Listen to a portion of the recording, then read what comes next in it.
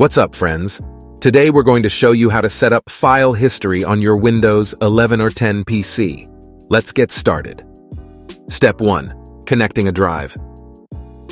Click on the Start button. In the search bar, type File History and open the application. It might not look the same for you as I have done this before, but that doesn't matter. Then, click on Select Drive. Make sure your drive that you want to back up the files to is connected. Please make sure that your drive has enough storage space to avoid issues. Once Windows recognizes the drive, it will appear here on the Select Drive page. Select it and click OK. I got this message as I have done this before. If you've never done this before, you won't get it. But if you have, you can choose yourself. I chose the No option. You can turn off file history at any time if you no longer have the need to use it. If there are files you don't need to back up, you can add them by clicking on the Exclude Folders button. Step 2. Customizing your settings. For more options, click Advanced Settings. Specify how often file history should back up your files and how long it should keep your backups. File history is designed to really protect you from ever losing backup copies of important files. These settings can be important for some people, for example, video editors.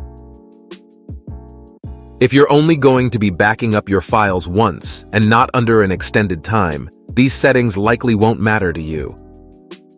Please make sure you don't unplug any drive before the backups are complete. Step 3. Errors and warnings. We can view logs that tell us if there has been an issue with backing up files.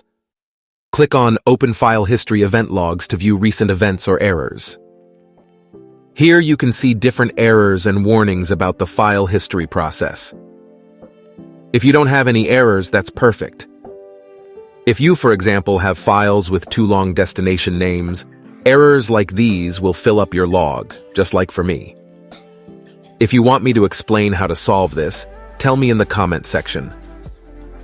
Check these logs after a little while of having file history turned on. Step 4. Restore your files. If you ever need to restore a file, click the Restore Personal Files button. If this is what you see, you have to wait until file history is finished backing up files, which can take a while.